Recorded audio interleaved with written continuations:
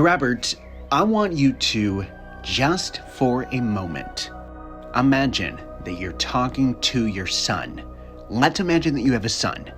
Your son is watching this. You have this successful 8-figure business pulling in almost $1 million a month. You're responsible for the lives and income of dozens of people, not to mention their families. Dad, how do you do it? Not how did you do it, this we know. It started in the basement. But now we hear. What's it take to sell $750,000 worth of hats every month? Lay it all out, Dad. Oh, gosh. Oh, how do I do it? How do I do it?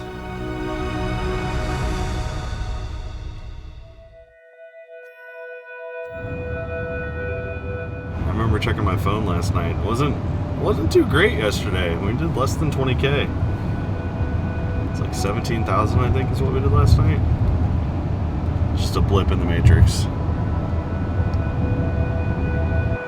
I've really become numb to the amount of dollars that transact in this place.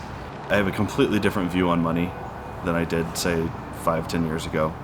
It's literally a tool to execute and help not only myself, but my employees and those around me. I'm not some super wealthy guy. I don't come from a rich family. I didn't get any money from my family to do any of this. It's all just been perseverance and being crafty and going to banks and using credit cards and using personal loans and leases and doing everything I can to be resourceful to get to the next phase or get past the next phase of growth. Can't isn't really something that I've ever said. I'm going to go check out the new space that we're under contract to purchase and currently getting bids for making improvements to. Spider! If it's not been done before, or if it's done before, I know I can do it better. Even if I don't know how to do something, I know I can figure out how to. I mean, I used to look at the building that I'm in now and be like, man, I wish I had a building like that. We've literally immediately grown out of every building that we've moved into within a year. So this is going to be the first space that we can move into and not immediately grow out of, so we can actually grow into it. The industry as a whole, we're still tiny little microscopic peanuts. But if we look at the customers that we target, so peanuts in terms of revenue, but if you look at the customers that we're focusing on and that we are engaging with, we're getting America's small businesses and a lot of America's businesses that are just getting off the ground. And that's not who most of our competition are catering towards, or the really big guys in the industry that are selling hundreds of millions of dollars of product. They are focusing on those huge corporate accounts, those massive 50,000 piece orders where, our average order size is 16 hats. So very different demographics. But if you think about the United States as a whole and how many small businesses there are and how many small businesses will start tomorrow and next week, like there's this constant stream of business there. I want it to look aesthetically exactly like our other building, just a lot bigger. It would be really cool to see our machines in here, but to see double the amount of machines in here. So I'm purchasing this building for $1.1 million. I'm hoping we have at least the building closed and done and in my name at least in 30 to 60 days. And hopefully by the end of the year, we have all of the construction wrapped up and we can officially start moving in.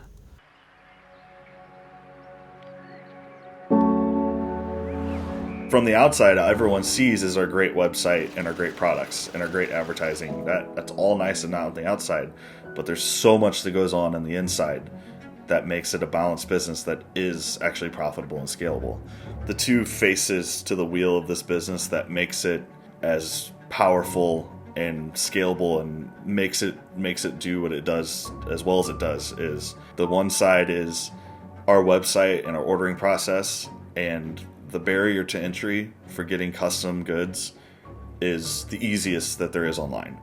And that was the first part of the problem. And the first thing I had to overcome when starting to scale this business is I didn't want to have to hold people's hands or sell them something through messaging or talking to them on the phone. So that is the first piece of the puzzle. And the second piece of the puzzle is an extremely high quality product. And by doubling up on the easiest place to order it at good prices and getting the highest quality product, that is what creates this ball or wheel that can spin very fast. But it's all of the stuff inside of that ball or wheel that makes it balanced and actually be able to go without falling apart. Where it's the order management, it's the artwork management, it's the artwork team, it's the customer service team, it's the production team actually creating the product and finishing the end product, it's the QA team making sure the product's good before it goes out the door, it's the shipping team that's at base shipping, it's UPS and FedEx picking up packages from us every single day, it's our inventory, supply chain, it's our tape, it's our boxes, it's our thread, it's our needles, our backing. Once you figure out how to market and how to get the sales, actually executing and delivering and maintaining high level of service and happy customers is the hardest part. That is no doubt the hardest part. Really takes a big boss to run this kind of show, would you say? I'm a big boss. No, it takes hiring other people to delegate to be the boss while I pull the strings at the top, because I don't want to be a boss. I never want to be a boss. I just want to be a guy that executes. Ain't that right, Sister Mary? Yeah, you can get hats with embroidery, patches, all custom made, all at affordable prices at hatlaunch.com. I think to look at your marketing strategy and how you can be different or potentially funny, or you want your business to be different than what's out there. So with us, we're way easier, we're way faster, we're way better than the competition. So how can we market that? And how can we market that differently than anyone else that's doing it? It's one thing to just make an ad that says, we're cheap, we're fast, we're better. Like, no, how do you actually tell that story? And not only tell it once, but retarget and tell it over and show the story and make the person actually know and believe that that's what your business is. So like with us, it's like we have some really funny commercials that are actually telling the story of, like one of our commercials is a new hire orientation where the guy hands out hats for the workers. And all of these workers just get so stuck on how nice the hats are. Because through all of history, getting a hat at work, it's going to be the shittiest $1 hat that you don't actually want to wear. I know a lot of you expressed concern about scheduling, so we're going to go over... Yeah, Brian, you had a question. Why are the hats so good? I'm sorry? By doing that and by making that a funny but true thing that happens, the workers were saying things in the commercial. It's like, well, why is this hat good? Or do I have to pay for this? Is this going to come out of my check because of how nice it is? Like, it's funny, but it's actually telling the truth. They're from Hat Launch. Yeah, they make really great hats. Yeah, what's up? These are super nice. Usually when we started a new job, the hats have the quality of a used napkin. For me, like I think humor is a very good way to break down the wall or the barrier between you and a customer. A lot of places are afraid to be funny because they don't want to be offensive, or they don't think it's going to hit well with their customers. But you should be able to know what they think is going to be funny because you know what their pain points are. If you want the information, it's hatlaunch.com. Now's Good call, not man. really the time. Site's great. And if you can target that pain point and advertise that your business solves that pain point, and especially doing it in a humorous way. I just bought some hats with my gamer tag on it. Awesome! Sick. It's gonna work really well in your favor.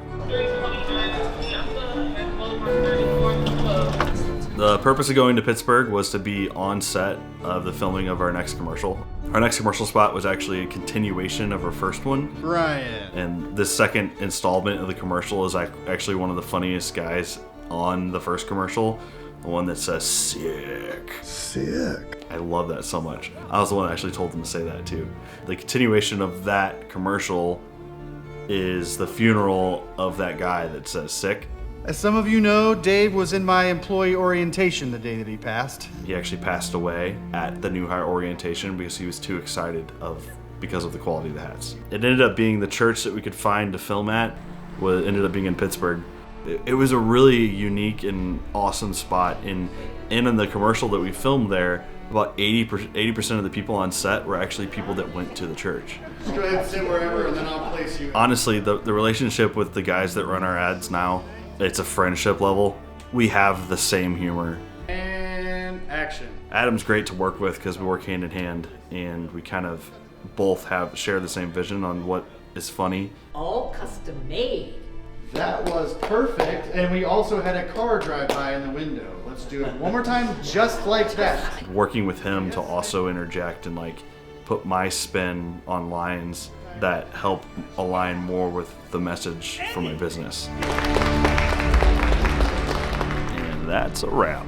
You can definitely do the old school marketing and you'd probably get some success from it, but if you really want to disrupt an industry or take over a marketplace, you have to think differently and advertise differently and capture your audience differently than anyone else is.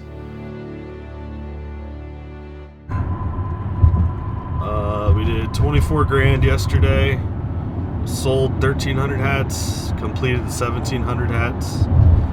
This month we should do close to 700,000.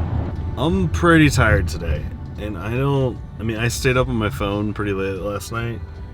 I always get stuck in these traps where I'm scrolling through Facebook and Instagram looking at, so I basically see all the competition's ads because I'm constantly interacting with my own ads. So I'm getting fed everyone else trying to do what we're doing on Facebook and Instagram too. And it's about every other day I find someone else trying to do what we're doing. Facebook, for an example, it's a massive platform, but in my industry, especially for hats, like I can name probably 10 to 15 people that I know are running ads targeted at the same customers that we are. It's a very small world, really. Knowing what those other people are doing, like I need to know what they're doing that's potentially keeping customers from coming to us. Having your finger on the market at all times, knowing what's out there, who's running what, who's trying to scam, I think is important to the point where maybe I do a little too much of it.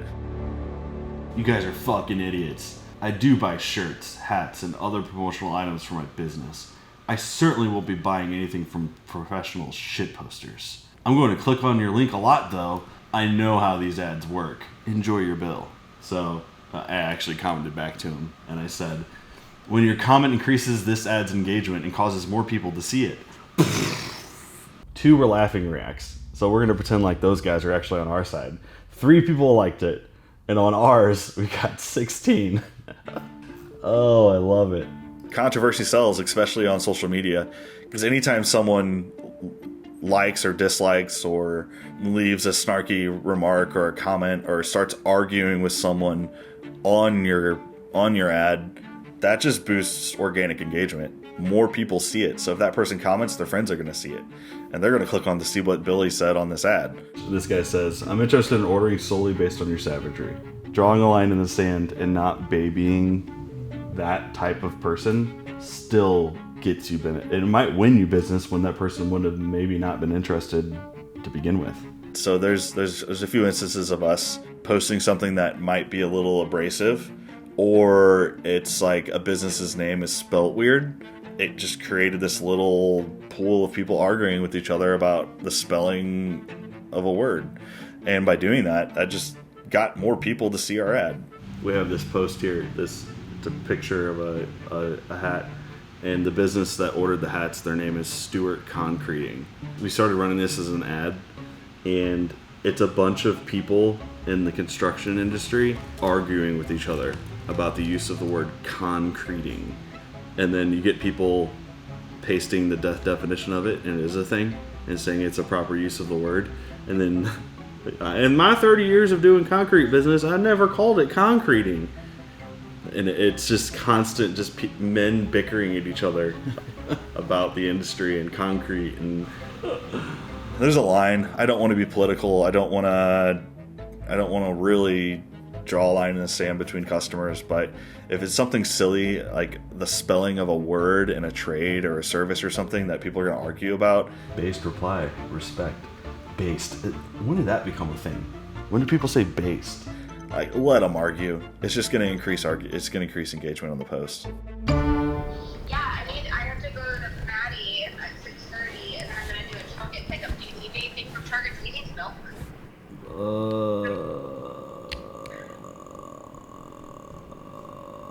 don't think I need anything. Milk. Yeah, we do need milk. I almost drank it all this morning. Alright, I will talk to you when I get home. Alright, love you. Love you, bye. Bye.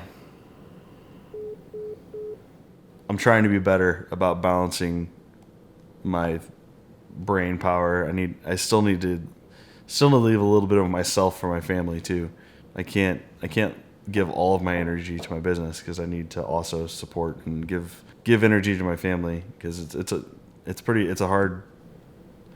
struggle to keep it balanced because sometimes I give my all to my business and I don't have anything to give my family by the time I get back. It's sad, but I'm working on getting better about it. Hello? Hello? Hi. Hi, crazy. Why are you sticking your tongue out? I'm pretty good at still being a dad and still being a husband. I could be way better. Don't get me wrong, I'm not perfect. But definitely in the early years, the staying up till 4 a.m. or sometimes all night definitely weighed heavily on the relationship and being a dad. Like anytime I'd sit down on the couch with my daughter, I would fall asleep. Or anytime I'd try to sit down and talk to my wife or hang out with my wife or watch a TV show or something, I would always just fall asleep. So that sucks. Like it sucks that I put my wife in that position, but now we're in a position financially to where we could go on a vacation together and spend time together. Still not perfect. I would be on my phone a lot, watching the business, making sure things are still running. I'm still paranoid about all of that, but I try to take us on like weekend trips, or like we just went to Florida last week with Andrew and his family, who Andrew runs our ads at Monster Agency, just to spend some time on the beach and just hang out, especially before our next kid comes, because that's going to get a little hectic. My daughter's 4 now, and there's pictures of me and her and when I first started this thing, and she's like this little tiny baby. But there's also pictures of her in the office we're in now, where she's still small, but now she's huge. And I'm like, holy crap, where did the time go? And I don't want to like completely miss out, you know, on my daughter growing up because of business. So no regrets. It's just looking back on like maybe how I could have done things better or differently to benefit myself, my family. It's all worth it, because where we're at now, my mom works for me, my sister-in-law works for me, my sister has actually just had her first kid, and now she's going to work part-time for us. So I'm creating this opportunity and a place for people to work, and you know, now we've got 35 employees. That one of my employees literally just got our logo tattooed on his hand right here, and he's basically told me that my business helped change his life. He's one of the guys that's been there the longest, and that was like, wow. I created this, and it's helping people, and it's helping me, it's helping my life, it's helping my family, it's helping their families. I could never possibly regret that.